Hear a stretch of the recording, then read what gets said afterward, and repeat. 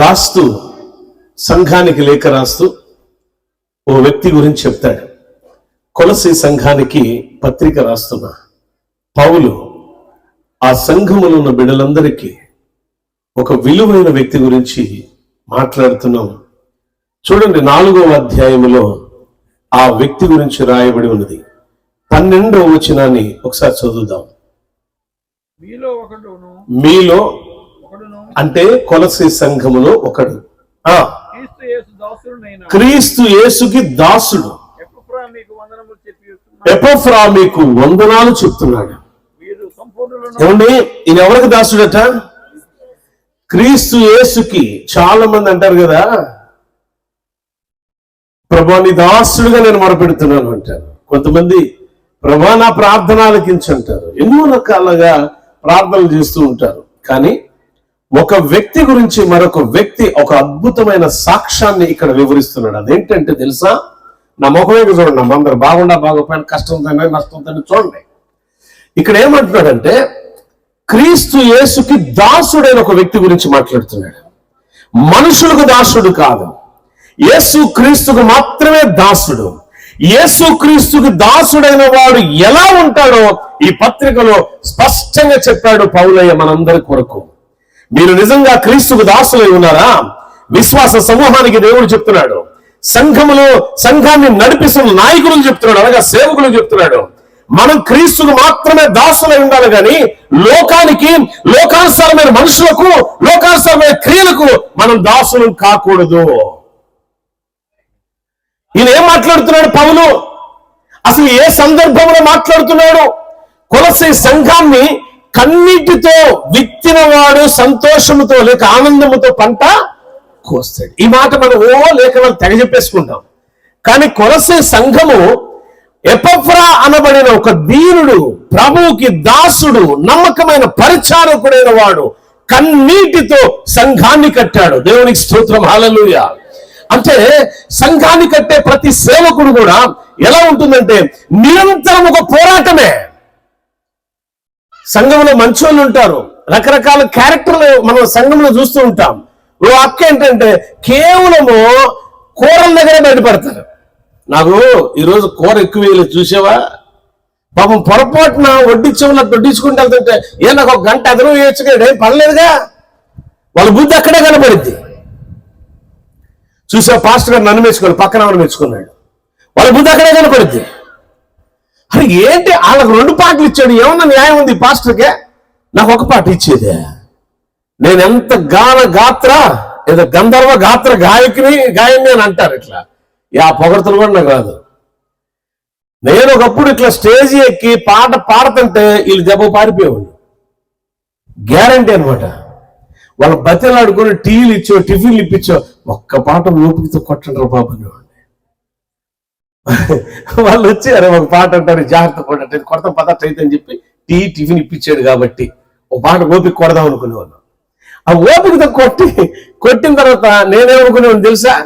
అసలు వీళ్ళకే ఎవడు నేర్పిందే, సరే కొడతలేదండి నేను పాడుతుంటే అనుకునేవాడిని. అంటే మనం అంతా నైపుణ్యత కలిగిన వ్యక్తులు కదా.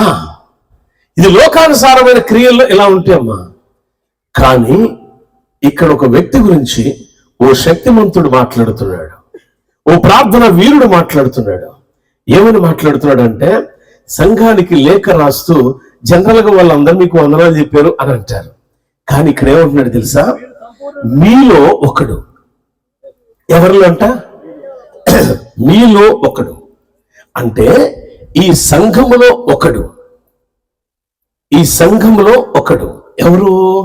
ఈ సంఘానికి పునాది వేసిన వాడు, దైవజనుడు. జ్ఞాపం తీసుకున్న బర్నబాస్ గారు ఎంతో దూరం నుంచి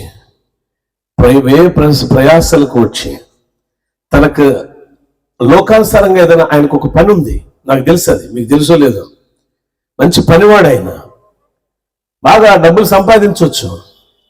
కానీ ఆ సంపాదన అంతా ప్రభు కొరకు విడిచిపెట్టే క్రీస్తుకు మాత్రమే నేను దాసుడు కావాలని క్రీస్తు యేసుకు లోబడి ఆయనకు దాసుడైపోయే యాడికి వచ్చాడు అంటే ఈ ఏకొండూరు గ్రామానికి వచ్చాడు. ఎందుకో తెలుసా?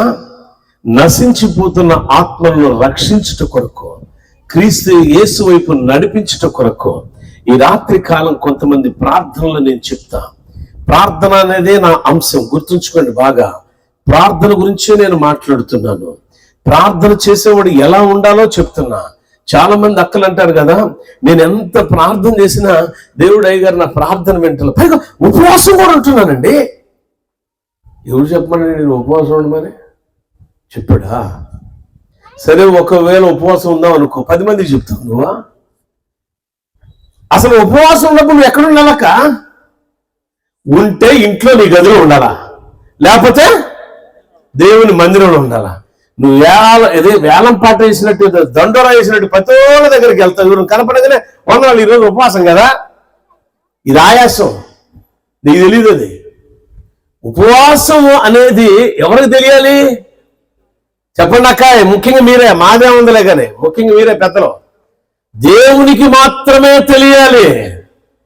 ఈ ఉపవాసం మనుషులకు తెలియాలని చేయబాక. ఎప్పుడు నువ్వు ఎపఫ్రా చరిత్ర, ఎపఫ్రా అన్నా సరే నాకు చాలా ప్రాణం, బాగా ఇష్టం. ఈ భక్తుని గురించి బోధ చేయటం నాకు చాలా ఇష్టం. ఎందుకు ఎపఫ్రా అంటే హీస్ ద లవ్లీ పర్సన్, చాలా ప్రేమ కలిగిన వాడు.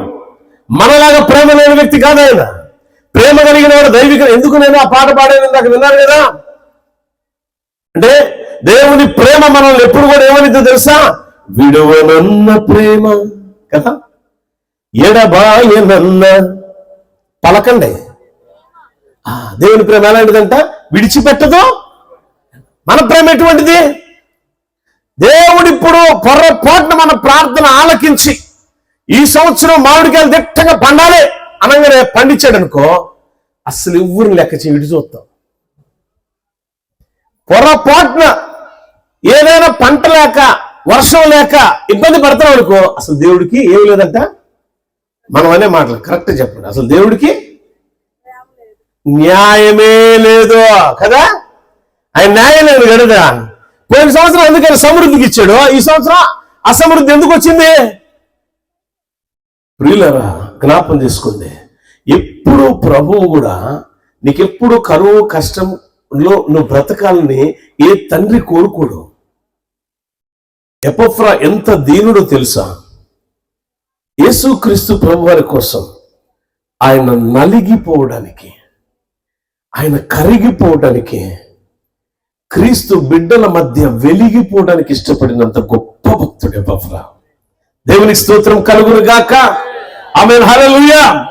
క్రైస్తవ జీవితంలో జీవించే ప్రతి విశ్వాసి, ప్రతి సేవకుడు ఎలా ఉండాలి అంటే నలిగిపోవాలా, కరిగిపోవాలా, కుటుంబంలో వెలిగిపోవాలా. మనల్ని బట్టే మన బిడ్డలు. మనం ఏం నేర్పుతాం పిల్లలకి? ఏం నేర్పుతాం? పుట్టగానే అదే అత్త వచ్చింది, ఏం చూపించా, మా వచ్చాడు, కాదు చూపించా. ఎవరు నేర్పాడు మీకు? నాకు ఒక మనవరాలు ఉంది. నా మనవరాల దగ్గర నేను ఇట్లా పడుకొని నా దగ్గర పెట్టుకొని ఏం ఆడుతుంది తెలుసా? మమ్మల్ని దేవుడు చాలా గొప్పడు కదరా, గొప్పగా ఆరాధించాలి. ఎట్లా? మీ నాన్న కంటే, మీ అమ్మ కంటే మనిద్దరం విమానాల్లో తిరిగే సరే దేవుని మహిమకరంగా జీవితాలుగానే నవ్వింది. మా పాస్టర్ గారు అంటే, అబ్బా తాత ముచ్చటకు భలే నవ్వుతుంది మనవరాలంటే, చూడు ఎంత శ్రద్ధగా వినిద్దు నా మనవరాలని చెప్పి.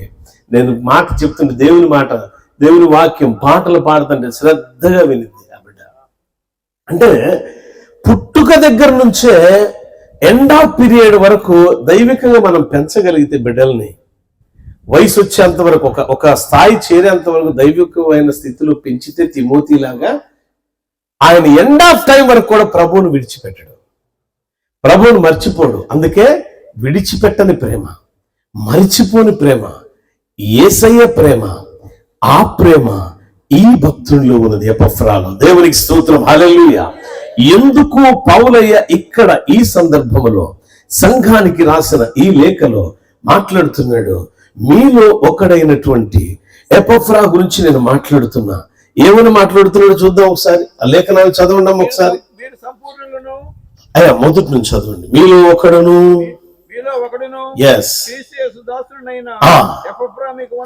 మీలో ఒకడు క్రీస్తు యేసుకి దాసుడు. ఎపఫ్రా మీకేం చెప్తున్నాడట? వందనాలు చెప్తున్నాడు. మీరు ఈ మాటలు బాగా గుర్తుంచుకోండి.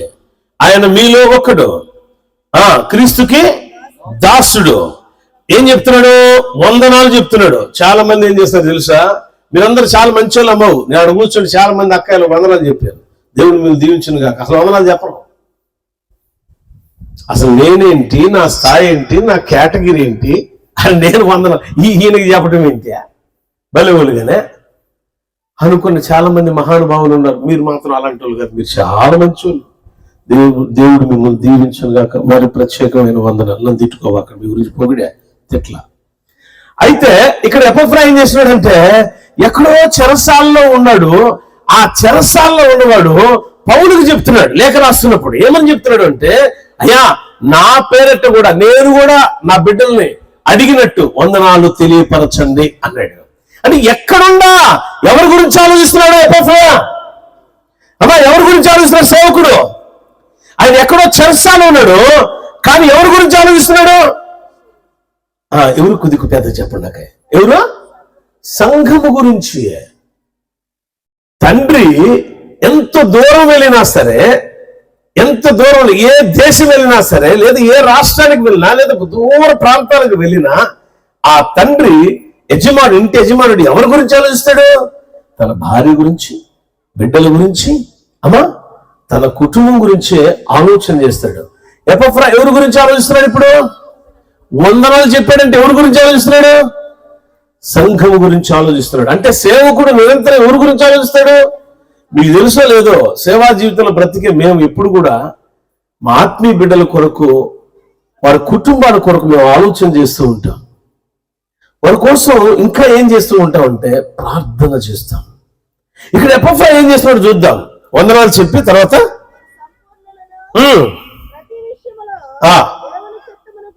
దేవుని చిత్తముల గురించి సంపూర్ణ ఆత్మ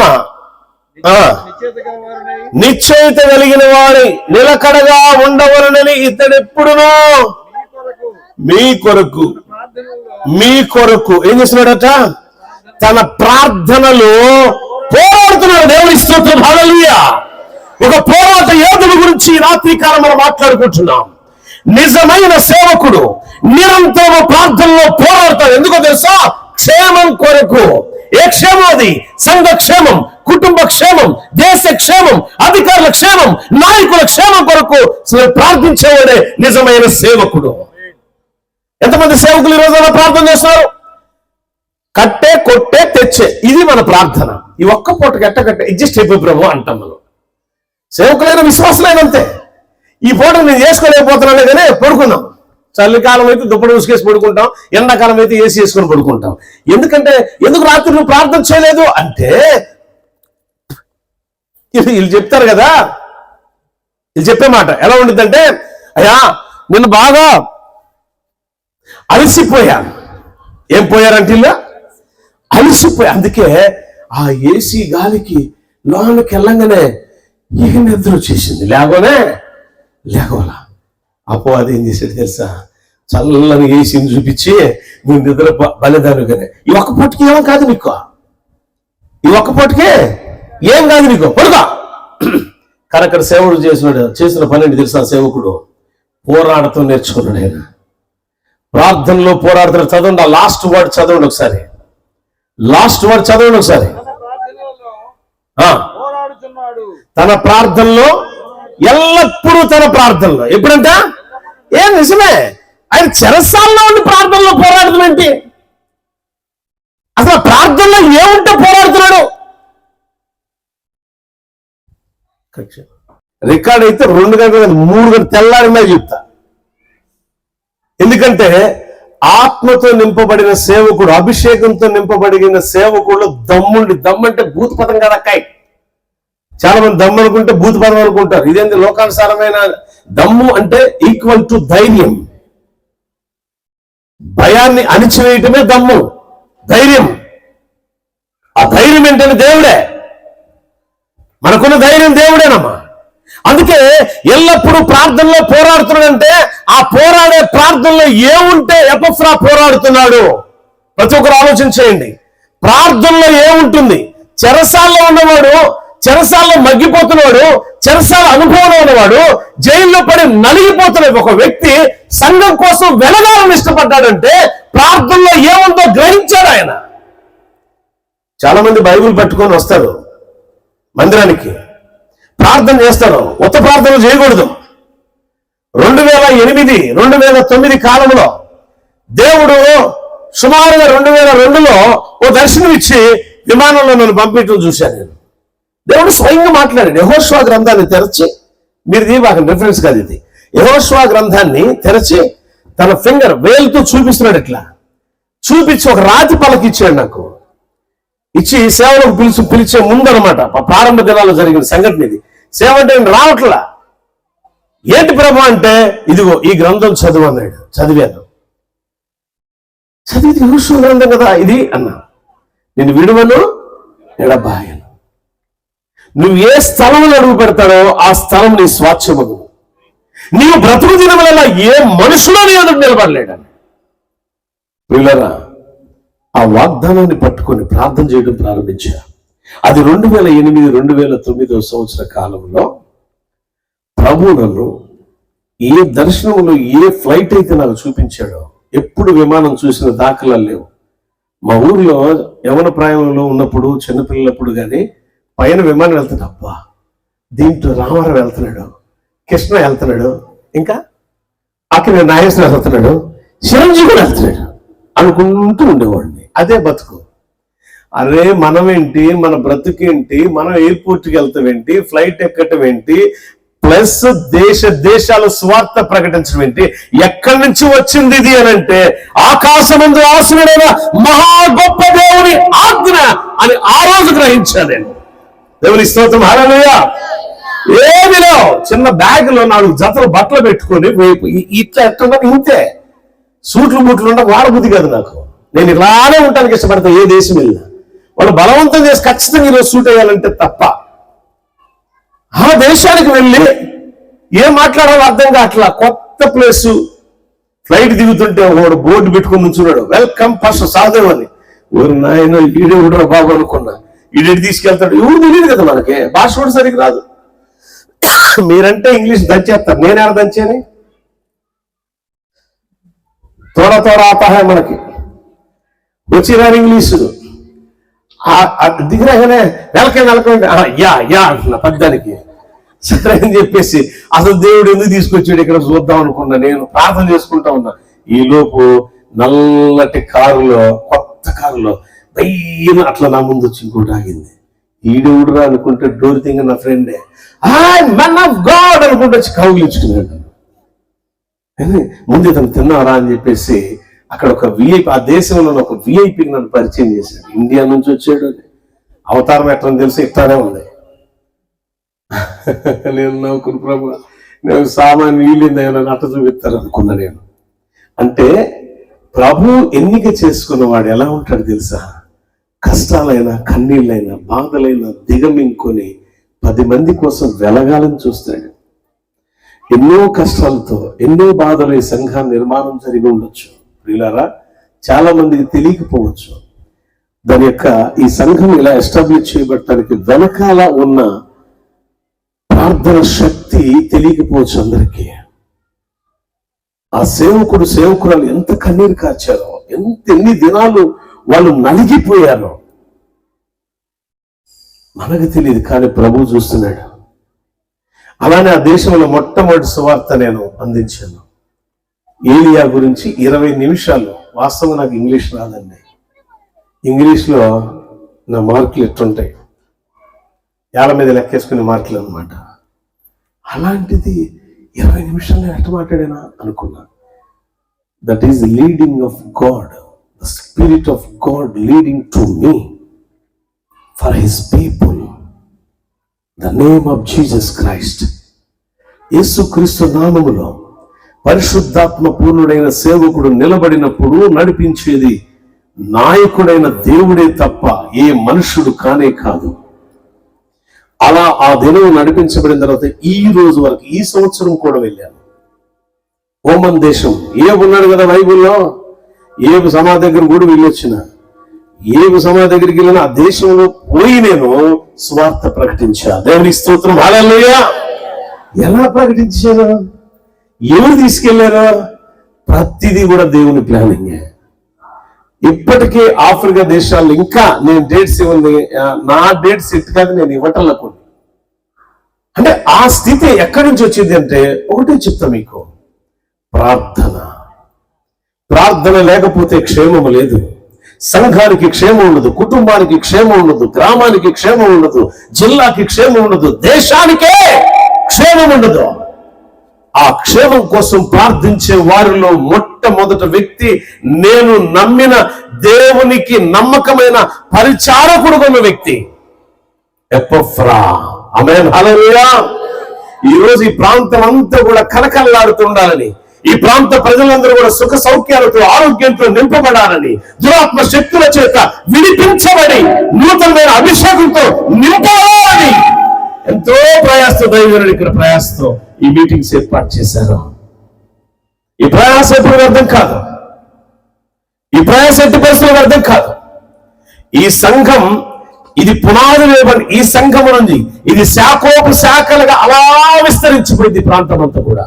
రానున్న దినాల్లో రాసి పెట్టుకోండి. ఇది దేవుడు చెప్పిన మాట, సాధవ పాస్టర్ గారు చెప్పింది కాదు ఇది, లేక బర్నబాస్ గారి కోసం నేనేదో చెప్పింది కాదు. దేవుడు మాత్రమే చెప్పిన మాట ఇది. దైవజనులు కూడా రాసి పెట్టుకోవాలా ఈ రోజు డేట్. ఎందుకు తెలుసా? దేవుడు ఏం చెప్తున్నాడంటే దీన్ని శాఖోపశాఖలు ఇలా విస్తరించబోతున్నాడు. ఎక్కడ అడుగు పెడితే దైవజనులు అక్కడ ఆశీర్వాదకరమైన పరిస్థితులు వస్తాయి. ఎక్కడ అడుగు పెడితే అక్కడ దురాత్మ శక్తులు పారిపోతాయి. దేవుడు గొప్పగా దీవించబోతున్నాడు ఈ ప్రాంతాన్ని. ప్రియమైన దేవుని బిడ్డలారా జ్ఞాపకం చేసుకో, ఎపఫ్రా అనే ఒక భక్తుడు ఎల్లప్పుడూ కూడా ఆయన నలిగిపోతూ కరిగిపోతూ ప్రపంచానికి వెలుగునివ్వాలని, సంఘానికి వెలుగునివ్వాలని, దేశానికి వెలిగివ్వాలని చెప్పేసి ప్రార్థనలకు పోరాటం చేస్తున్నాడంటే ప్రార్థన ఎంత బలమైంది క్రైస్తవ జీవితానికి, ప్రార్థన ఎంత శక్తివంతమైంది క్రైస్తవ జీవితానికి. ప్రార్థన చేస్తూ ఉన్నప్పుడు సూర్య చంద్ర నక్షత్రాలు ఆగిపోయారు ఆ వారు యెహోషువ ప్రార్థన చేస్తున్నప్పుడు.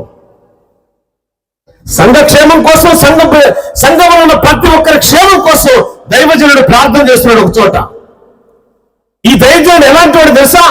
దేవునికి నమ్మకస్తుడు. ఎవరైనా ఎపఫ్రా, అందరూ చెప్పండి ఎపఫ్రా. ఏం పేరు? ఈయన ఎలాంటి వాడు అంటే క్రీస్తుకు నమ్మకమైన పరిచారకుడు, ప్రార్థనలో పోరాడే పోరాట యోధుడు, కన్నీటితో సంఘాన్ని ఎస్టాబ్లిష్ చేసేవాడు, నిరంతరము సంఘాన్ని జ్ఞాపకం చేసుకుంటూ ఉండేవాడు. అలాంటి సేవకులను పట్టుకొని కొంతమంది ఎంత చులకనగా మాట్లాడతారో బిడ్డలారా. ఒకవేళ గతంలో నువ్వు మాట్లాడి ఉండబట్టే దేవుడు నీకు ఇచ్చే ఆశీర్వాదం వెనక్కి వెళ్ళిపోయిందేమో. బైబిల్లో చోట రాయబడి ఉంటుంది, నీ మాటలు సేవకుల నుంచి కానివ్వండి, నీ మాటలు సంఘములో నువ్వు మాట్లాడేటప్పుడు నీ మాట ప్రతిది కూడా దేవుడు కౌంట్ చేస్తాడంట, లెక్కిస్తాడట.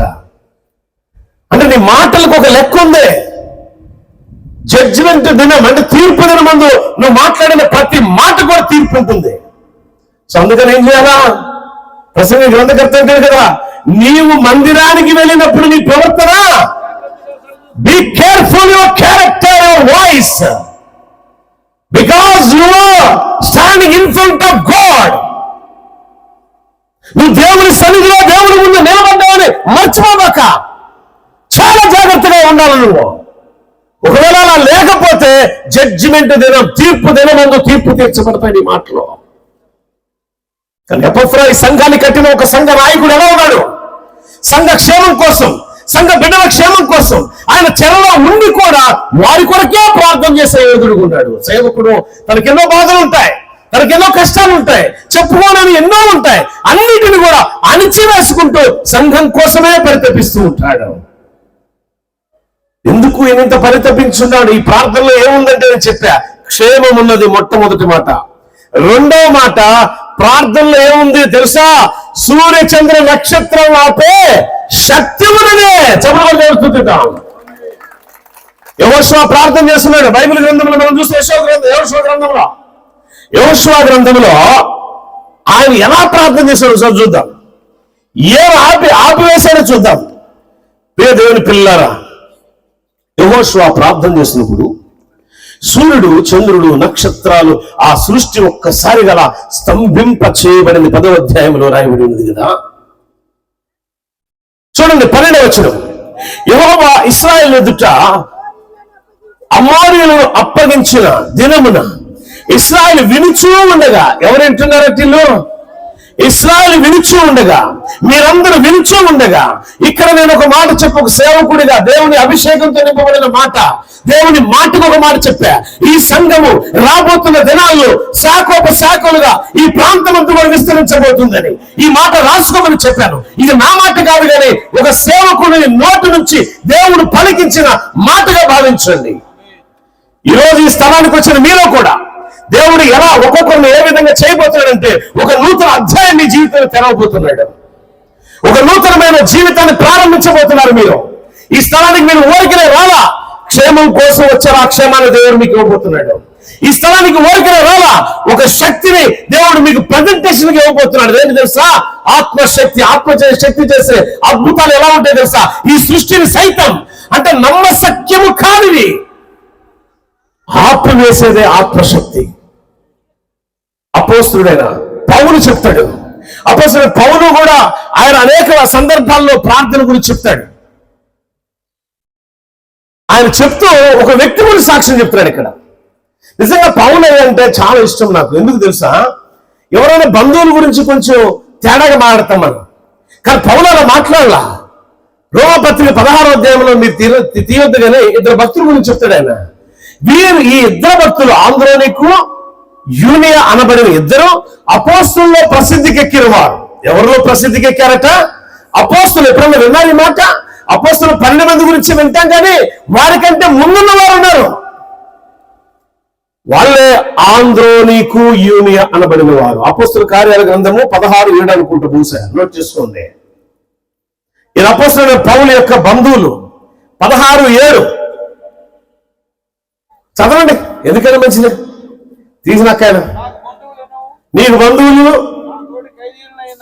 అయ్యగారు పౌలుకి బంధువులు. అది మన బంధువుల గురించి మనం చెప్తాం. అప్పుడు ఏం చెప్తాం తెలుసా? వీడా బంధువే కదండి. ఏం చెప్తాం? బంధువే, కానీ బంధు పుట్టాడు, జాగ్రత్త. కానీ పౌలు అలా చెప్తాడు. ఇక్కడ ఎంత గొప్ప సాక్ష్యం చెప్తాడు చూడండి. నా బంధువులు, నా తోటి ఖైదీలు, ఆంద్రోనికు, యూనియా అనబడిన వారు. వందనాలు చెప్తున్నారు సంఘానికి వారు కూడా. వీరు అపోస్తులలో ఎలాంటి వాళ్ళంటే వీళ్ళు ప్రసిద్ధికి ఎక్కారు. ఎవరి గురించి చెప్పాడు? యాకోబు గురించి చెప్పాడేనా? పేతురు గురించి చెప్పాడా? యోహాను గురించి చెప్పాడా? నతనేలు గురించి చెప్పాడా? మత్తయి గురించి చెప్పాడా? ఎవరి గురించి చెప్పాడేనా? వాళ్ళ బంధువుల గురించి ఎలాంటి సాక్ష్యం చెప్పాడేనా? నాకంటే క్రీస్తునందు ముందున్న వాళ్ళట. అంతేకాదు అపోస్తలులు ప్రసిద్ధికి ఎక్కిన వారు. బిడ్డలారా, ఇది ఎవరు మాట్లాడతారో తెలుసా? ప్రార్థనా పూర్వకమైన విజ్ఞాపన కలిగిన వ్యక్తులు మాత్రమే ఇతరుల గురించి గొప్ప సాక్ష్యం చెప్పగలరు. ప్రార్థన లేనివాడు, ఆత్మ లేనివాడు ఎట్టి పరిస్థితులు ఇతరుల గురించి మంచిగా పలకరు. ఇప్పుడు మాత్రమే నిద్ర వచ్చిన వాళ్ళు చెప్పండి హల్లెలూయా. అది హల్లెలూయా అంట. హల్లెలూయా. నిద్ర వచ్చిన వాళ్ళు కాదు, అందరూ హల్లెలూయా. ఆ నిద్ర వచ్చిన చెప్పండి హల్లెలూయా. ఏడు కెమెరా ఉందక్కాయి, జాగ్రత్త. ఓ పాట వేసుకున్నావా?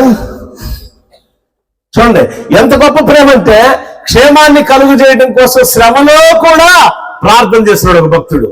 నేను ఒకటి చెప్తా, ఒక చెల్లికి చెప్పినట్టు చెప్తున్నా, ఓ అక్కకి చెప్పినట్టు చెప్తున్నా, ఓ తల్లికి చెప్పినట్టు చెప్తున్నా, ఓ ఆత్మీయ బిడ్డకి చెప్పినట్టు చెప్తున్నా. అదేంటో జ్ఞాపకం చేసుకోండి. ఏంటో తెలుసా? నువ్వు ఎలాంటి స్థితిలో ఉన్నా, ఏ పరిస్థితిలో ఉన్నా, నువ్వెంత నలిగిపోతున్నా, నీ ప్రార్థన జీవితం ఒక్క అడుగు కూడా వెనక్కి వేయొద్దు. హల్లెలూయా. ప్రార్థన ఎట్టి పరిస్థితి ఒక అడుగులా వెనక్కి, చేతనైతే 2 అడుగుల ముందుకే. విజయం నీ సొంతం అయిపోయింది. ఎందుకు ఈ సందర్భంలో ఈ పౌలయ్య ఎందుకలా చెప్పాడంటే, ఎపఫ్రాకు ఒక బాధ ఉంది. సంఘములో చెడ్డ బోధలు ప్రారంభమైనయట. ఆ రోజు కొలసీ సంఘంలోనే కాదు, ఈ దినాలలో చాలా సంఘాల్లో చెడ్డ బోధలు, పనికిమాలిన బోధలు, విలువైనవి కాదు జీవము లేని బోధలు, ఆ సేవకుడు ఏంటంటే అట్ట చెప్పాడు, వాడు బతుకు అట్టానే ఉంది. అందుకే అంట నేను, నిజంగా జీవము కలిగిన మాటలు ఎవరైతే చెప్పగలుగుతారో వారు దేవుని అభిషేకంతో నింపబడతారు. అభిషేకంతో నింపబడిన వాడు ఆరాధన చేస్తున్నా, స్తుతిస్తున్నా, ప్రార్థిస్తున్నా అద్భుతం ఖచ్చితంగా జరిగితే. ఈరోజు ఇన్ని దేశాలు దాదాపు 36 సార్లు తిరిగాను ఇంటర్నేషనల్ స్పీకర్గా. నేను 36 సార్లు నా లైఫ్ లో, 37వ సారి వెళ్తాను మళ్ళీ. అలా దేవుడు వాడుకుంటున్నాడు అంటే నా దగ్గర డబ్బులు ఎక్కువయ్యో, నన్ను పిలిచేవాడి దగ్గర డబ్బులు ఎక్కువయ్యో కాదు. అది వాళ్ళు అనుకుంటారు, వాళ్ళు ఏమనుకుంటారు, ఆయన వస్తే బాగుండిద్ది అని. మన చోట మీటింగ్కి వెళ్ళి వచ్చిన తర్వాత వెళ్ళినప్పుడు ఆ పాస్టర్ గారు మళ్ళీ ఫోన్ చేసి చెప్తాడు తర్వాత, అయ్యా మీరు అందరిలాంటి వాళ్ళే అనుకున్నా కానీ మీ దగ్గర వీలుందా, ఇంకో 2 రోజులు కావాలన్న టైం అంటున్నాడు. అదేంటి అని అంటే 2 రోజులు ఇంకోసారి పెట్టుకుంటే 2 రోజులు మీరే ఉండాలంట. దేవుని స్తోత్రం, హల్లెలూయా. అంటే ఇక్కడ మనుషుల మాట అయితే ఎవ్వరు వినరు, దేవుని మాట ప్రతి వ్యక్తి వినగలుగుతాడు. ఆమేన్, హల్లెలూయా. సో ఎపఫ్రా ఎందుకు పౌలుతో తన బాధను వ్యక్తపరిచి ఆ చెరసాల్లో పౌలుతో కూడా ఉన్న ఆ చెరసాల్లో ప్రార్థన చేస్తున్నాడు. ఎలాంటి ప్రార్థన అంటే పోరాటంతో కూడుకున్న ప్రార్థన. ఆ పోరాటము ఏమిచ్చిందంటే సంఘానికి క్షేమాన్ని ఇస్తుంది. బైబిల్లో ఇంకొక వ్యక్తి ఉన్నాడు పోరాటం చేసిన వాడు ప్రార్థన. ఎవరైనా దేవునితో పోరాటం చేశాడు, అందరూ తెలిసిన ఆయన. యాకోబు 32వ అధ్యాయం ఆది కాండంలో రాయబడింది కదా. ఆయన కూడా పోరాడి ఏం చేశాడు, లాస్ట్కి ఓడిపోయాడు కదా. ఓడిపోయిన దేవుడు స్తుతించండి, హల్లెలూయా. ఓడిపోయాడు. సో అంటే దీని అర్థం ఏంటి, పోరాడితే ఏమొచ్చింది మనకి, గెలుపు వస్తుంది. సభలో దేవుడు స్తుతిద్దాం. అంటే ఎపఫ్రా దేనికి పోరాడుతున్నాడు, గెలుపు కోసం పోరాడుతున్నాడు, విజయం కోసం పోరాడుతున్నాడు. అదే బాటలో వర్తించే మాట 10వ అధ్యాయం యెహోషువ గ్రంథంలో చూసాం కదా. అదే మాట ఏం రాయబడి ఉంది 10వ అధ్యాయంలో. యెహోషువ ప్రార్థన చేస్తున్నాడు. 12వ వచనం ఒకసారి చూడండి. యెహోవా ఇశ్రాయేలు ఎదుట వాళ్ళందరూ వినుచుండగా ఓకే ఎవరు ఆజ్ఞాపిస్తుంది ఇక్కడ, దేవుడా. ఏమా దేవుడా ఏమన్నాడు, సూర్యుడా గిబియోనులో ఆగిపో, చంద్రుడా నువ్వు అయ్యాలో ఆగిపో. ఎవరికి ఆజ్ఞాపిస్తున్నాడు, ఎవరు ఆజ్ఞాపిస్తున్నాడు ఇక్కడ అంటే ఒక మనుష్యుడు ఈ సృష్టికి ఆజ్ఞాపన చేస్తున్నాడు. ఇట్లా చేసిన వాళ్ళు ఎవరున్నారు తెలుసు బైబిల్ ఇంకా చెప్పారంటే, ఏలియా కూడా వర్షమా వాయిపో రాబా. ఎవరు చెప్పింది మాట, ఏలియా, ఒక మనుష్యుడు. అందుకే యాకోబు రాసిన పత్రికలో యాకోబయ్య అని ఒక మాట అంటాడు అపోస్తలుడైన యాకోబు, ఏలియా మనలాంటి స్వభావం కలిగిన మనుషుడే. ఏలియా మనలాంటి స్వభావం కలిగిన మనుషుడే, యెహోషువ మనలాంటి స్వభావం కలిగిన వాడే, ఎపఫ్రా దీతనికి ఒక ఆయన మనలాంటి స్వభావం కలిగిన వాడే, అపోస్తలుడైన పౌలు మనలాంటి స్వభావం కలిగిన వాడే. అంటే వీళ్ళు మనుషులే, కానీ ఏం చేశారు తెలుసా, దేవుడు చేసే కార్యాలు చేశారు.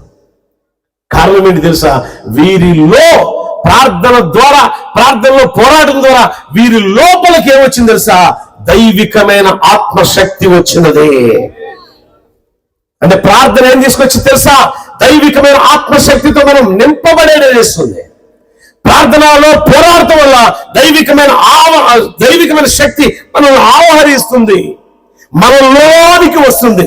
మనలోకి వచ్చిన దైవికమైన పరిశుద్ధాత్మ శక్తి ఏం చేసిందంటే ఈ సృష్టిలో ఏ మనుషుడు నమ్మలేని నిజాలను ప్రత్యక్షంగా చేసి చూపించింది. గుంటూరు జిల్లాలో తెనాలికి దగ్గరలో ఏమని ఒక విలేజ్ ఉంది. భయంకరంగా మేఘాలు గమ్మిని. 3 రోజులు అక్కడికి వెళ్ళి సువార్త చెప్పు బిడ్డ అన్నాడు. సరే పోదామని చెప్పి పోయినా. అప్పుడే జనం వస్తూ ఉన్నారు. వస్తూ ఉంటే నల్లగా మేఘాలు గమ్మిని. అయ్యారా వారిస్తట్టుందే అని ఆర్కెస్ట్రా వాళ్ళు అంటున్నారు. వాన వస్తే వచ్చింది కానీ మీరు మాత్రం 80% ఆగొద్దానంటే పక్కన ఒక బస్సు షెల్టర్ లాగా చిన్నది ఉంటుంది, దాంట్లోకి వెళ్ళారు వీళ్ళు. ఆర్కెస్ట్రా ఆగకూడదన్నా కదా, వైర్లు పెట్టేసుకొని దాంట్లోకి వెళ్ళారు. సౌండ్ సిస్టమ్ మీద ఏదో పరద లాంటిది ఒకటి వేసారు. వర్షం సన్నగా వస్తానే ఉంది. వస్తూ ఉండగా ఏగర్ కూర్చున్నట్టు కూర్చున్నా నేను. ఎంత మొద్దమ్మా, పెద్ద మొద్దుగా. ఆ చెట్టు కోస్తే ఎంత మొద్దు వచ్చింది. ఆ మొద్దు నా యొక్క వెనక భాగంలో నా వెన్నుపూసని బలంగా ఇటు తగిలింది. ఏడా నిజంగా కాదు, ఆత్మలో నేను ఇలా ప్రార్థన చేస్తున్నప్పుడు దర్శనం అది తగలగా టక్కన లేస్తుంది. నుంచున్నానే ఏదో 2 మాటలు గ్రీటింగ్స్ లాగా చెప్తాను. నా పక్కన వచ్చిన ఒక సోదరుడు వెంటనే మైక్ నన్ను చూసి ఇచ్చేసాడు. ఇవ్వగానే ఆ ప్రజలు కూర్చుని లేచి వెళ్ళిపోతున్నారు. దేవుడు ఈ స్థలానికి నన్ను పంపాడు అనటానికి గుర్తు ఈ కారుతున్న ఈ యొక్క ధార, ఈ వర్షపు ధార యేసు నామమున ప్రార్థన చేయగానే ఆగిపోతుంది. ఇప్పుడు అందరు చూడండి అన్న. ఎవరన్నా అంటారట, ఒకవేళ ఆగిపోతే ఏమైంది? మరి దొంగ భక్తి అలా అంటారు కదా. నేను చెప్పే ఊరి పేరు కూడా చెప్పే మీకు. ప్రార్థన చేస్తున్నా, నువ్వు నన్ను ఈ స్థలానికి పంపావనడానికి నా తండ్రి ఈ వర్షమును ఆపివే. నువ్వు నాతో మాట్లాడి ఇక్కడికి నన్ను పంపావు కదా, ఏ అభిషేకం నా మీద ఉంచావు, అభిషేకమును బట్టి ప్రార్థన చేస్తున్నా, ఈ వర్షం ఆగిపోగాక. అలా కారుతున్నదే ఈ కారటం ఆగిపోయింది. ఇక్కడ నుంచి కొంచెం 2 అడుగులు అట్టేసారు. ఆ వంట సామాన్లు దాకేసారు వీళ్ళందరూ. బాగా గాలి తోలింది. ఎలా లేచిపోయారు, అలా వచ్చి కూర్చున్నారు. దేవుని స్తోత్రం, హల్లెలూయా. వర్షం ఆగిపోయింది ఒక ప్రార్థనతో. నేను చెప్తున్నా, ఈరోజు దేవుడే ఈ స్థలానికి మమ్మల్ని పంపాడంటానికి దైవజనుడైన బర్నబాస్ గారిని కానివ్వండి, ఆయన ద్వారా పిలువబడిన మేము గాని ఈ స్థలంలోనికి మేము వచ్చాము అని అంటే దేవుడే మమ్మల్ని పిలిచాడు అనటానికి ఖచ్చితంగా ఈ స్థలంలో సూచక్రియ దేవుడు చేయబోతున్నాడు. ఆమేన్, హల్లెలూయా. ఒక అద్భుతం. ఎన్ని సంవత్సరాల నుంచి బాధతో ఉన్నారో, ఎన్ని సంవత్సరాల నుంచి ఇబ్బందికరమైన పరిస్థితుల్లో మీరు ఉన్నారో, ఆ ప్రతి కట్టడము కూడా దేవుడు తెంచివేసి నూతనమైన జీవితాన్ని మీకు ఇవ్వబోతున్నాడు. ఇది ఎక్కడ సాధ్యం? ప్రార్థనలో పోరాడితే సాధ్యం. ఎలా పోరాడాలి? ఓ ఎపఫ్రా వలె, ఓ యెహోషువ వలె, ఓ యాకోబు వలె పోరాటం ప్రారంభించు. నీ జీవితం అద్భుతంగా మారిపోయింది.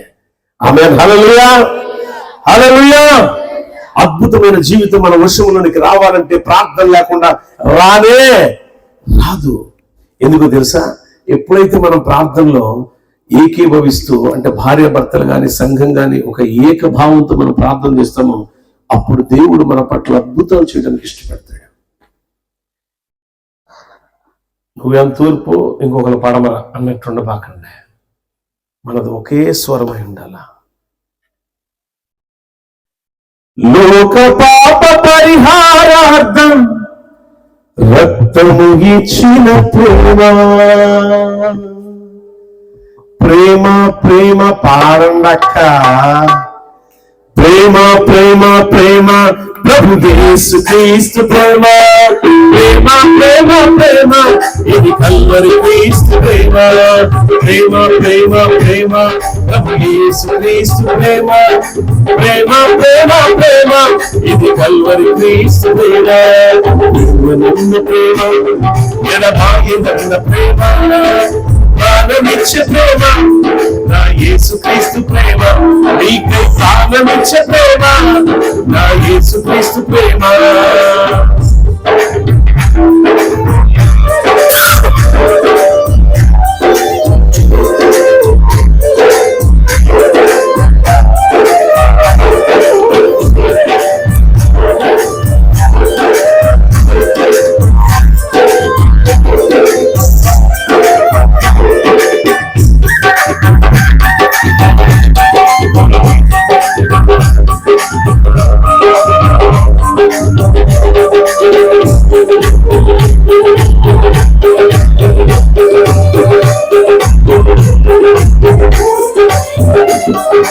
వేదన బాధలు సమస్యలు నన్ను చుట్టిన, కరువు కష్టం నన్ను తీసిన,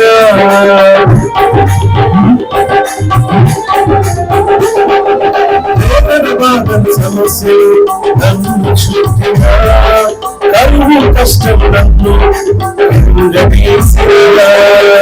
అపవాది తంత్రాలు ఎదిరించే శక్తినిచ్చే, అపవాది తంత్రాలు ఎదిరించే శక్తినిచ్చే నిజమైన ప్రేమ ఇది నా యేసుని ప్రేమ, నిజమైన ప్రేమ ఇది నా యేసుని ప్రేమ. అందుకే ప్రేమ ప్రేమ ప్రేమ ప్రభు యేసు క్రీస్తు ప్రేమ, ప్రేమ ప్రేమ ప్రేమ ఇది కల్వరి క్రీస్తు ప్రేమ, ప్రేమ ప్రేమ ప్రేమ ప్రభు యేసు క్రీస్తు ప్రేమ, ప్రేమ ప్రేమ ప్రేమ ఇది కల్వరి క్రీస్తు ప్రేమ.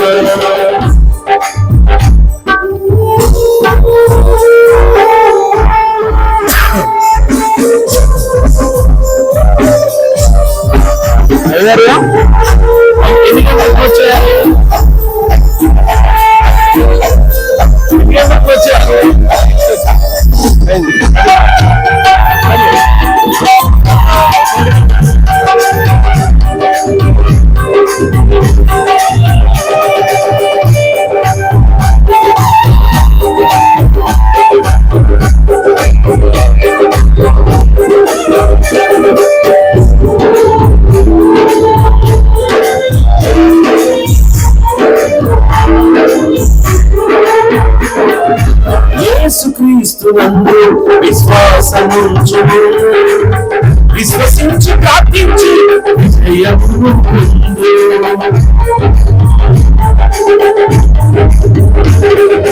యేసుక్రీస్తునందు విశ్వాసముంచుము, విశ్వసించి ప్రార్థించి విజయమును పొందు. లోకమును జయింపజేయు జయశీలుని ప్రేమ, లోకమును జయింపజేయు జయశీలుని ప్రేమ, విలువైన ప్రేమ ఇది నా యేసుని ప్రేమ, విలువైన ప్రేమ ఇది నా యేసుని ప్రేమ, ప్రేమ ప్రేమ ప్రేమ ప్రభు యేసు క్రీస్తు ప్రేమ, ప్రేమ ప్రేమ ప్రేమ ఇది కల్వరి క్రీస్తు ప్రేమ, ప్రేమ ప్రేమ ప్రేమ ప్రభు యేసు క్రీస్తు ప్రేమ, ప్రేమ ప్రేమ ప్రేమ ఇది కల్వరి క్రీస్తు ప్రేమ. విలువైన ప్రేమ ఎడబాయన ప్రేమ, ప్రాణమిచ్చే ప్రేమ నా యేసుక్రీస్తు ప్రేమ, నీకై ప్రాణమిచ్చే ప్రేమ నా యేసుక్రీస్తు ప్రేమ, ప్రేమకు ప్రతిరూపం నా యేసు ప్రేమ, లోక పాప పరిహారం ఇచ్చిన ప్రేమ, ప్రేమకు ప్రతిరూపం నా యేసు ప్రేమ, లోక పాప పరిహారం ఇచ్చిన ప్రేమ, ప్రేమ ప్రేమ ప్రేమ యేసు క్రీస్తు ప్రేమ, ప్రేమ ప్రేమ ప్రేమ ఇది కల్వరి క్రీస్తు ప్రేమ, ప్రేమ ప్రేమ ప్రేమ యేసు క్రీస్తు ప్రేమ, ప్రేమ ప్రేమ ప్రేమ ఇది కల్వరి క్రీస్తు ప్రేమ, కల్వరి క్రీస్తు ప్రేమ, కల్వరి క్రీస్తు ప్రేమ, కల్వరి క్రీస్తు ప్రేమ.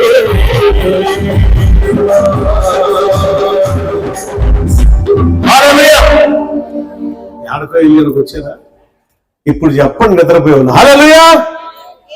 ఏందక్క నిద్ర మెలుగు ముందు కూడా మళ్ళీ అల్లు అంటారేంది? చూడండి, ప్రార్థన క్షేమాన్ని ఇచ్చింది. ఎప్పుడైనా సరే దైవజనుడు మీ ఇంట్లో అడుగుపెట్టి తల్లిగా ప్రార్థన చేస్తున్నానంటే నువ్వు ఎంత విధేయత చూపగలిగితే అంతగా వెలిగిపోతావు.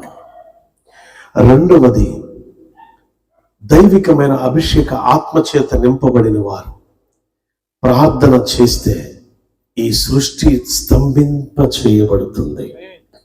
మూడవది, ప్రార్థనలో ఎంత పోరాడితే అంత ఆశీర్వాదాలు మనకు ఉంటాయి.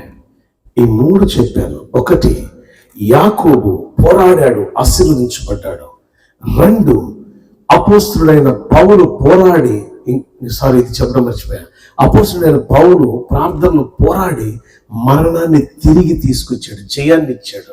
అంటే మరణపు ముళ్ళుని వీర్చాడు తన ప్రార్థనతో. పౌలు కూడా ఎలా అంటే, ఒక వ్యక్తి త్రోయలో ఆయన మాట్లాడుతూ ఉండగా 3 అంతస్తులు బిల్డింగ్ మీద నుంచి ఒక యవ్వనస్తుడు కింద పడిపోగా ప్రాణముతో కొట్టుమిట్టాడుతూ ప్రాణం పోయిందనుకున్నప్పుడు పౌలయ్య వచ్చి యేసు క్రీస్తు నామములో అలా ప్రార్థన చేయగానే ఆ వ్యక్తి బాగుపడ్డాడు. చప్పుడు కూడా దేవుని స్తుతిద్దాం. అంటే ప్రార్థన ఏం చేసేది తెలుసా? భయంకరమైన రోగం కావచ్చు, భయంకరమైన పెను విపత్తులు మన జీవితంలో జరిగి ఉండొచ్చు ఆరోగ్యపరంగా, కానీ ప్రార్థన ఆరోగ్యాన్ని ఇస్తుంది, ప్రార్థన శక్తిని ఇస్తుంది, ప్రార్థన బ్రతికిస్తుంది, ప్రార్థన సృష్టిని స్తంభింపచేస్తుంది, ప్రార్థన పోరాటం క్షేమాన్ని ఇస్తుంది, ప్రార్థన పోరాటం ఆశీర్వాదాన్ని ఇస్తుంది. అటువంటి ప్రార్థన చేయలేని విశ్వాస జీవితం మనకు వ్యర్థమే. అది విశ్వాసులైనా సేవకులైనా సరే. ఆ ప్రార్థన చేసే వాళ్ళు ఎలా ఉంటారు తెలుసా? ఇలాంటి ప్రార్థన పోరాటం కలిగిన వీరులు, యోధులు ఎలా ఉంటారు? యోగ్యురాలు ఎలా ఉంటారు తెలుసా? ఒకటి, క్రీస్తుకు నమ్మకమైన పరిచారకులు ఉంటారు. ఎలా ఉంటారట? నమ్మకత్వం. అంతేగాని అయ్యా ఈ సంవత్సరం పండిన పంటకు మాకు వచ్చింది 1,00,000 రూపాయలు, ఇదిగో దశమ భాగం తీసుకొచ్చా. 1,00,000 చెప్పలేదా? 10,000 దేవుని సొమ్ము దొంగిలించి మన ఏదో జాలితో ఇచ్చినట్టు 1,000 రూపాయలు తీసుకొచ్చేస్తారు. అవసరమా? ఈ దొంగ బుద్ధి ఉండదమ్మా. నమ్మకమైన పరిచారకులకు దొంగ బుద్ధులు ఉండవు. ఉంటాయా? మీరు చెప్పండి అక్క. ఇక్కడ మాత్రం ఏదేమైనా వాక్యం బాగా చెప్పేది, లాస్ట్ లో చెప్పింది నచ్చలేదు అన్నయ్య అంటారా? చాలా మంది ఇక్కడే బ్రేక్. పొద్దున నేను నిన్న రైస్ తీసుకొచ్చి మా ఇంట్లోకి అంటే కానుక బియ్యం వచ్చినా కానీ సరిపో, ఎందుకంటే జనాభా ఎక్కువ, మాకు ఫ్లోటింగ్ ఎక్కువ, వచ్చే వాళ్ళు పోయే వాళ్ళు ఎక్కువ ఉంటారు. రైస్ మూట పొద్దున ఉడదీస్తే ఏమో పస తెస్తుంది. ఏంది అయ్యి అంటే తీయొద్దా అంది. తీయ తల్లి. ఎందుకు అని అంటే చర్చిలోకి. అవి మేము తింటానికి కాదమ్మో, ఎవరికొకరికి ఇచ్చేస్తుంది ఆమె. విధురాలకో ఓ పేదవాడికో ఏదో ఒక విధంగా, లేదా ఒక సేవకులు వస్తే భోజనం పెట్టడానికి వాడతారు అవి. సో అందుకని మేము దొంగిలించాం. మాకు దొంగ బుద్ధి లేదా? సంవత్సరం మొత్తం మీద మాకు వచ్చిన ఇన్కంలో ఒక ప్రేయర్ పెడతాం. ఏదది? సెమీ క్రిస్మస్ అని పెడతాం. కనీసం ఒక 4-5 లక్షల రూపాయలు ఖర్చు అయిపోతాయి. దేనికి భయపడ్డాం? ఎందుకంటే మాకు దొంగ బుద్ధి లేదు. అందుకే ప్రార్థన చేయగానే దేవుడు మమ్మల్ని వింటున్నాడు. ప్రార్థన చేయగానే మా నమ్మకత్వాన్ని బట్టి దేవుడు మమ్మల్ని ఆశీర్వదిస్తున్నాడు. చాలా స్వల్పమైన జీవితం నాది. ఒక డొక్కు స్కూటర్ వేసుకొని తిరిగేవాడిని. జరగని పరిస్థితులు నాయి. కానీ ఈరోజు ఇలా నిలబెట్టాడంటే ఆ మహా గొప్ప దేవుని కృప. ఎందుకంటే ఆయనకు ఎంత నమ్మకంగా ఉంటే అంత నమ్మకమైన ఆశీర్వాదాలు వస్తాయి. నమ్మకమైన వానికి మెండైన దీవెనలు వస్తాయి. ఆ నమ్మకాన్ని కలిగిన వాడు ఎపఫ్రా. ప్రియ దేవుని పిల్లలారా, ఆ నమ్మకాన్ని కలిగిన వాడు యెహోషువ. ఎందుకంటే లాస్ట్ వరకు కూడా యెహోషువ ఎక్కడ కుడికి ఎడమకి తొట్టిల్లిపోలా. ఆ నమ్మకం కలిగిన వాడు అపోస్తలుడైన పౌలు. ఆయన ఎక్కడ తొట్టిల్లిపోలా. అందుకనే లాస్ట్ వాడు ఏమన్నాడు తెలుసా? అపోస్తలుడైన పౌలు, నేను మంచి పోరాటము అంటే, ఆయన పోరాటం అంతా ఎలా ఉందంటే మంచి కోసమే పోరాడాడు ఆయన. మంచి పోరాటం, చెడ్డ పోరాటాలు లేవు. సో ప్రార్థన మన బ్రతుకును మార్చింది. కాబట్టి ఆ ప్రార్థన ఎట్టి పరిస్థితుల్లో మీరు కోల్పోవద్దు. ఆదివారం ప్రార్థన సంఘంలో, ఈ సంఘ క్రమం ఎప్పుడు ప్రార్థనలు జరిగితే బోర్డు ఉంది. మీరు ఎక్కడికి వెళ్ళని వ్యక్తులైతే, నూతనంగా ఈ స్థలానికి వచ్చిన వారైతే ఆ బోర్డు మీద టైమింగ్స్ ఉంటాయి. అయ్యగారు ఉంటారు. తెలియకపోతే తెలుసుకోండి. ఆ సమయానికి వచ్చి ఇప్పుడైనా ఇకనైనా నమ్మకంగా ఉంటే దేవుడు మెండుగా మిమ్మల్ని దీవిస్తాడు. ఇకనైనా గాని అందరు లేచి నిలబడండి. ఇప్పుడైనా గాని దర్శించరావా ప్రభో,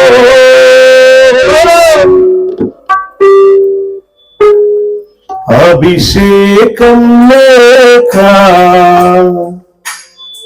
దర్శనము రాక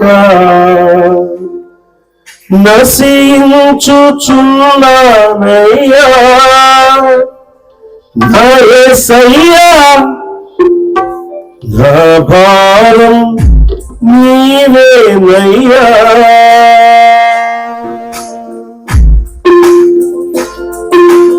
ఇప్పుడైనా గాని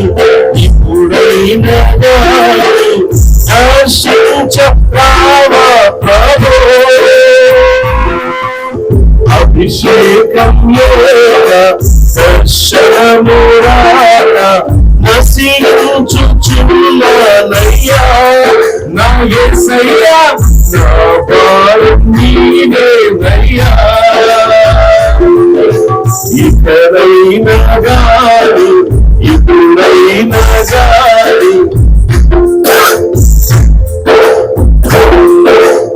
అందరూ కళ్ళు మూసుకొని ఒక పదవి చదువు పాడండి, ఆరాధన చేయాలి.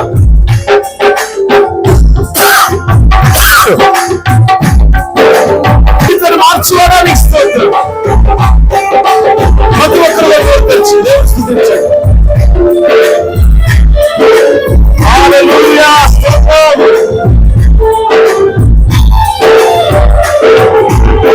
కావలి వారు కోసం మెలకువ కలిగి చూస్తున్నారు.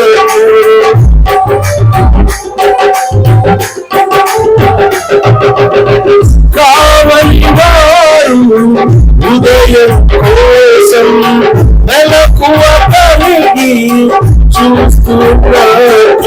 నీ కోసం చూస్తానయ్యా యేసయ్యా నీవేనయ్యా నీ కోసం చూస్తానయ్యా యేసయ్యా నా జీవం నీవేనయ్యా యేసయ్యా నా జీవం నీవేనయ్యా యేసయ్యా నా జీవం నీవేనయ్యా యేసయ్యా నా సర్వం నీవేనయ్యా యేసయ్యా నా జీవం నీవేనయ్యా యేసయ్యా నా సర్వం నీవేనయ్యా. మహాగణుడ మహోన్నతుడానికి స్తోత్రాలు. గొప్ప తండ్రి నీకే వందనాలు. ప్రతి ఒక్కరు కూడా మీ యొక్క నేత్రాలు మూసి మీ హృదయ నేత్రాలు తెరచి నాతో ప్రార్థనలోకి భరించండి. మహాగణుడా, ఎన్ని ఘోర పాపాలు నా నోటి మాట ద్వారా నా ప్రవర్తన ద్వారా ఏ విధంగా తప్పు చేస్తే నా కుటుంబం ఈ విధంగా నలిగిపోతుందో, ఈ రాత్రి కాలం నలిగిపోతున్న నా బ్రతుకు ఒక వెలుగునివ్వటానికి ప్రార్థనే ఆయుధం అని సెలవిచ్చావు. ఈ ప్రార్థన ద్వారా నా బ్రతుకును వెలిగించండి. ఈ ప్రార్థన ద్వారా నా కుటుంబాన్ని వెలిగించండి. ఈ ప్రార్థన ద్వారా నా సంఘాలను వెలిగించండి. ఈ ప్రార్థన ద్వారా ఈ ప్రపంచాన్ని వెలిగించండి. ప్రభువా సహాయం దయచేయండి. ఎప్పుడు ప్రార్థన మాకు అనుగ్రహించండి. యాకోబు ప్రార్థన మాకు అనుగ్రహించండి. పౌలు వంటి ప్రార్థన శక్తిని నేను కలిగి ఉండని కృప చూపండి. యెహోషువ ప్రార్థన, యాకోబు ప్రార్థన, పౌలు ప్రార్థన, ఏలియా ప్రార్థన, ఇటువంటి శక్తిని మాకు పరిపూర్ణంగా దయచేయండి. ఆ బ్రతుకును నూతన పరచండియా. ఇకను ఏ పాపము చేయక చాలు. ఈ దినము వరకు ప్రభువు చేసిన ప్రతి అతిక్రమమును బట్టి, ప్రతి పాపమును బట్టి, ప్రతి దోష క్రియలను బట్టి నా కుటుంబం నశించిపోయిందని గ్రహించగలిగాను. ఇక ఏ పాపము చేయక ఇకనైనా నీ చెంతకు నడిపించి అందరూ బట్టి స్తోత్రాలు. ఈ చేపు వెలుగులో బ్రతకాలని ఆశపడుతున్నా. నా హృదయాన్ని శుద్ధీకరించి పరిపూర్ణ ఆత్మాభిషేకంతో నింపండి. నా ప్రియ సహోదరి సహోదరులారా, ఈ రాత్రి కాల సమయం ఈ స్థలానికి దేవుడు తీసుకొచ్చింది ఎందుకు తెలుసా? ఒక నూతనత్వాన్ని దేవుడు మీకు ఇవ్వబోతున్నాడు. నూతనమైన ఆరోగ్యాన్ని దయచేస్తున్నాడు. సహోదరి, ఎన్ని రకాలుగా మొదలు మింగావో, ఎన్ని హాస్పిటల్లో నువ్వు తిరిగావో ఇప్పటి వరకు, ఈ రోజు వాటన్నిటికీ దేవుడు ఫుల్ స్టాప్ పెట్టబోతున్నాడు. దానికి ముగింపు పలకబోతున్నాడు. ప్రార్థన ప్రార్థన ప్రార్థన ప్రార్థన ప్రార్థన ప్రార్థన, మహాశక్తివంతమైన ప్రార్థన దేవుడు నీకు నీ కుటుంబానికి అనుగ్రహించబోతున్నాడు. దేవుని సన్నిధికి దూరం కాబోక మంచి దేవాలయం దేవునికి ఇచ్చాడు. దగ్గరలో మంచి సేవకుని, సేవకురాల్ని, మంచి సంఘాన్ని దేవునికి ఇచ్చాడు. ఎక్కడో నుండి పిలువగా దేవుని మాటకు లోబడి ఈ స్థలానికి తన దేవదాసుడు తోడుకు వచ్చేందుకు ఎందుకో తెలుసా? ఆయన ఎందుకు తీసుకొచ్చాడో తెలుసా? నీ రక్షణ కొరకు, నీ క్షేమం కొరకు, నీ ఆరోగ్యం కొరకు, నీ భవిష్యత్ కొరకు. అలాంటి సంఘాన్ని విడువక, ఎడబాయక, సేవకుని విడుక ఎడబాయక సహవాసములో ఏకీభవించు. తండ్రి, ఎవరైతే ప్రార్థనలు ఏకీభవించారో అటు వారందరూ దీవించి ఆశ్రయించి ఓ నూతన మార్గాన్ని బిడ్డలకు దయచేయండి. యేసు నామములో అడుగుచున్నాను తండ్రి. అందరూ కూడా గాడ్ బ్లెస్ యు.